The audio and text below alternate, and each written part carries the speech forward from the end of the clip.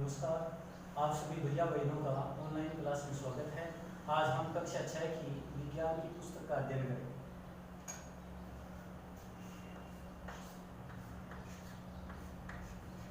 विज्ञान, ऐसे तो आप विज्ञान को पहली क्लास से पढ़ते आ रहे हैं, लेकिन ये विज्ञान शब्द है, इसकी परिभाषा आपको ज्ञात होनी चाहिए। या विज्ञान किसे कहते हैं? तो विज्ञान की परिभाषा,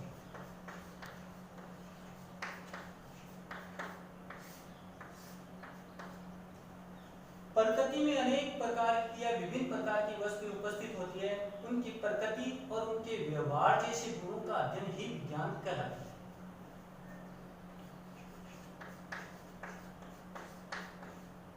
प्रकृति में उपस्थित विभिन्न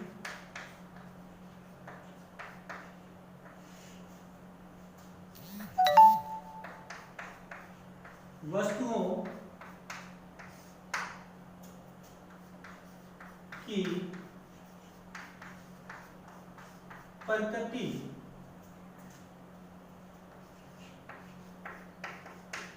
और उनके व्यवहार जैसे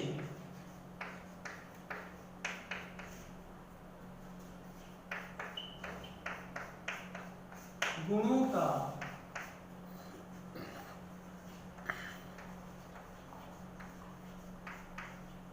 अध्ययन विज्ञान कहलाता है। अब विज्ञान की ऐसे तो बहुत सारी शाखाएं होती हैं, लेकिन हमें प्रमुख 3 शाखाओं के बारे में ज्ञान होना चाहिए। तो विज्ञान की शाखाएं,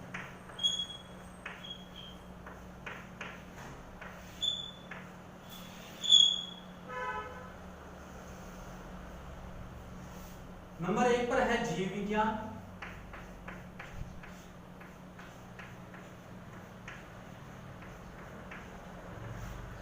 नंबर 2 रसायन,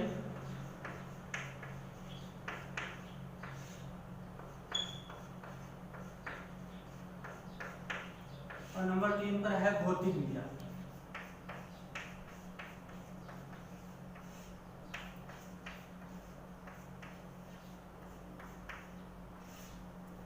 अब इनके अंतर्गत किन किन चीजों का अध्ययन किया जाता है? तो अध्ययन, जीव विज्ञान के अंतर्गत जीवों का अध्ययन किया जाता है। जीव जिसमें सभी पेड़ पौधे और जीव जंतु उपस्थित होते हैं। रसायन विज्ञान में पदार्थों का, और भौतिक विज्ञान में भी पदार्थों का अध्ययन किया जाता है।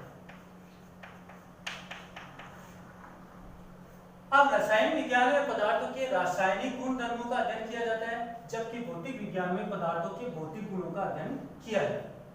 अब हम कुछ प्रश्नों की सहायता से अपने टॉपिक पर चलेंगे। नंबर 1 प्रश्न, हमें घर से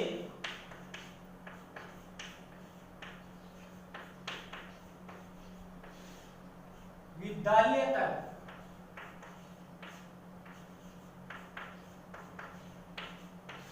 चलकर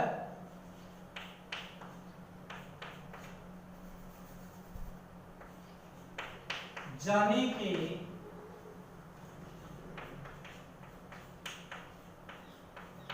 लिए क्या करना पड़ता है?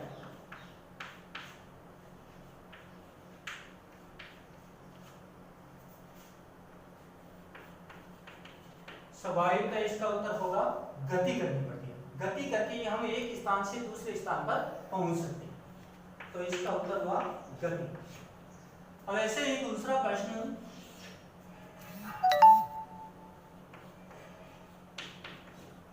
हमें कॉपी में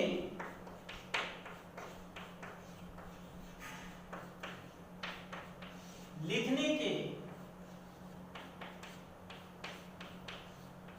लिए क्या करना पड़ता है?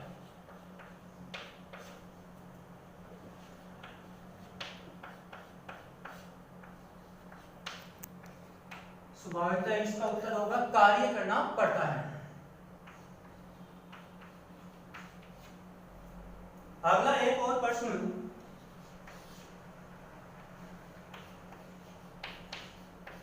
हमारे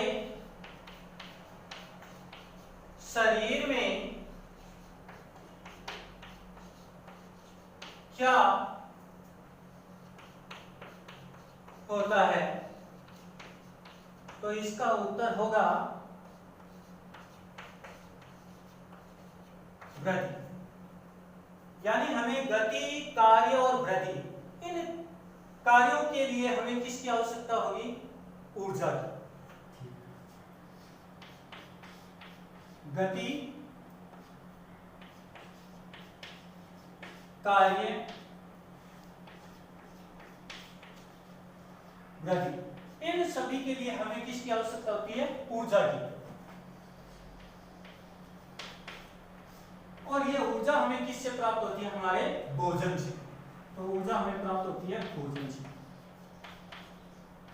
आज हम कक्षा 6 की विज्ञान की पुस्तक का पाठ नंबर 1 भोजन का अध्ययन करेंगे।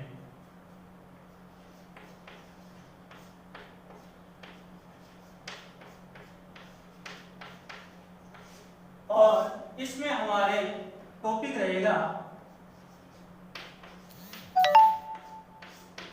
प्रकरण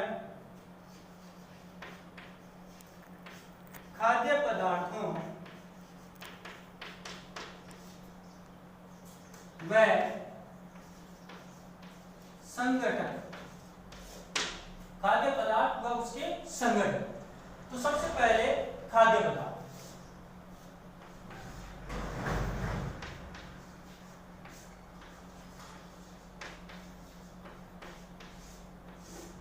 खाद्य पदार्थ हम अपने भैया बहनों से या अपने दोस्तों से या माता पिता से चर्चा करते हैं कि आज पूरे दिन हमने कौन सा आहार ग्रहण किया।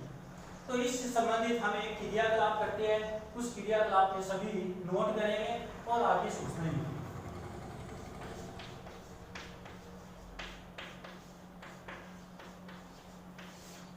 इसके लिए हमें एक सारणी बनानी है।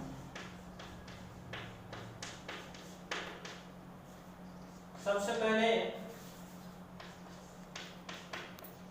क्रम संख्या, उसके बाद में भैया बहन का नाम,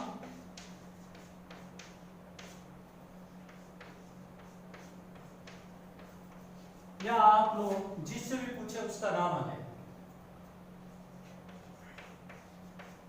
आज भोजन के रूप में ग्रहण किए जाने वाला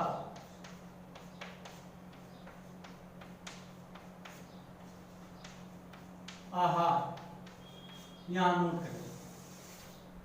तो क्रम संख्या 1 लगाएंगे। हमने भैया से पूछा, भैया राम आज आपने क्या खाया? तो भैया ने उत्तर दिया था कि आज मैंने रोटी और दाल खाई।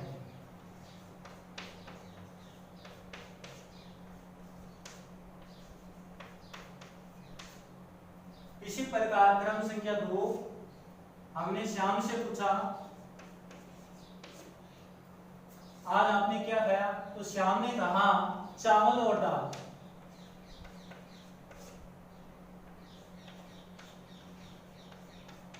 इसी प्रकार आप सभी भी और क्रम संख्या लगाते जाएंगे और जिस भी भैया बहन से पूछे उसका नाम लिखते जाएंगे और उन्होंने आज क्या खाया इस क्रियाकलाप को करेंगे। ये 5 पॉइंट तक दोहराएंगे। फिर हमने इस पॉइंट में तीसरे भाग में देखा कि आज भोजन के रूप में हमने ग्रहण किए जाने वाला आहार, यहाँ एक शब्द आया आहार, तो हम इस आहार के बारे में जानकारी प्राप्त करें। आहार का सामान्यतः अर्थ होता है भीतर लेना,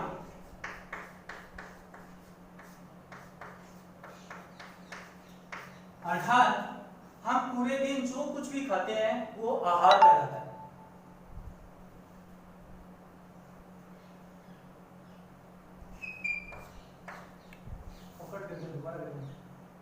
सामान्यतः अर्थ होता है भीतर लेना। जैसे मुंह के दौरान हम खाना पीना, नाक के दौरान श्वास और त्वचा के दौरान धूप व वायु अंदर लेते हैं, तो इसको हम कहते हैं आहार। तो आहार की परिभाषा हो गई, सामान्यतः पूरे दिन जो भी कुछ हम खाते हैं या लेते हैं वो आहार कहलाता है। अब आहार भी हमारा इस प्रकार का होना चाहिए जो हमारे शरीर की आवश्यकताओं की पूर्ति कर सके। तो आहार के प्रमुख उद्देश्य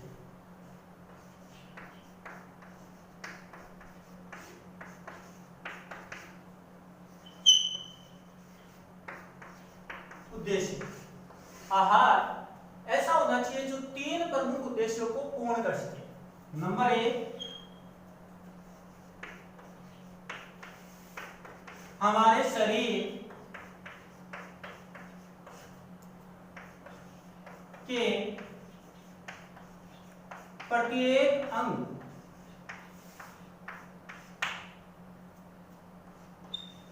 को शक्ति प्रदान करे, तभी तो सारे अंग कार्य कर सकेंगे। नंबर 2 उद्देश्य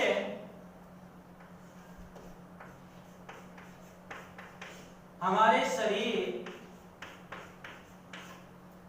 की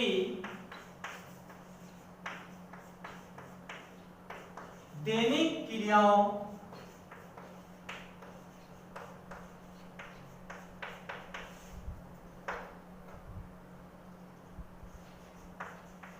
जैसे ऊतक व कोशिकाओं की टूट-फूट का पुनर्निर्माण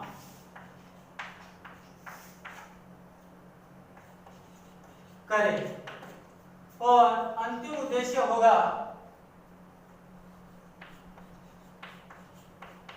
हमारे शरीर की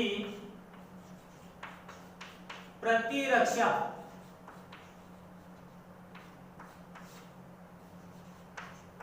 प्रणाली को शक्ति प्रदान करे। ये आहार के प्रमुख उद्देश्य होने चाहिए और हम पाठ के आगे के विषय में अगले वीडियो में पढ़ेंगे।